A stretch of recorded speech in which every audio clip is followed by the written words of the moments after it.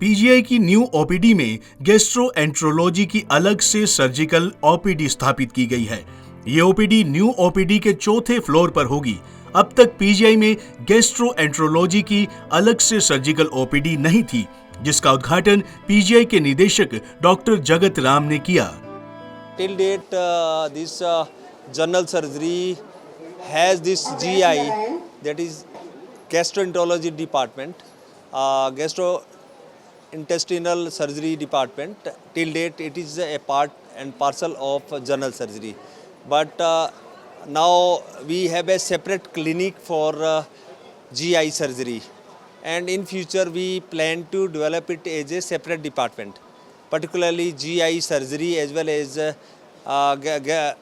surgical oncology. So these both will be separate department in the future. So this is for the development of the department, that once I think department is separate, it can grow and it can develop. So that is the aim of our developing this GI surgery as a separate department. But at present it is part and parcel of general surgery.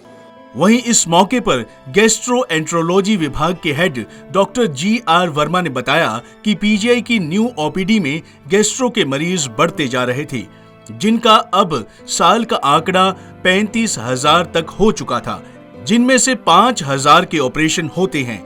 ऐसे में gastroenterology surgical OPD की बहुत जरूरत थी, जिसमें अत्याधुनिक तकनीक व हाई क्वालिटी की मशीनरी लगी हुई है, जिससे खाने की नली के पेट, लीवर, पैनक्रियाज, गॉल ब्लैडर और आंत की सर्जरी की जा सकेगी।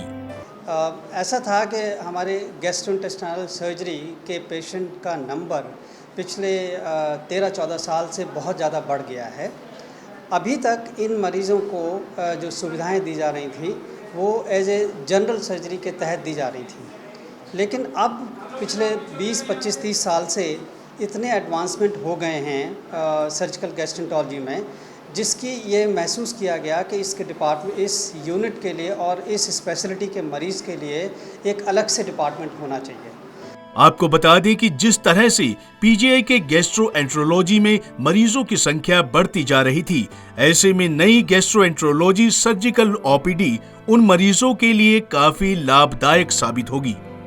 पंजाब केसरी टीवी के लिए कैमरामैन जसबीर मलिक के साथ भगवत सिंह की रिपोर्ट।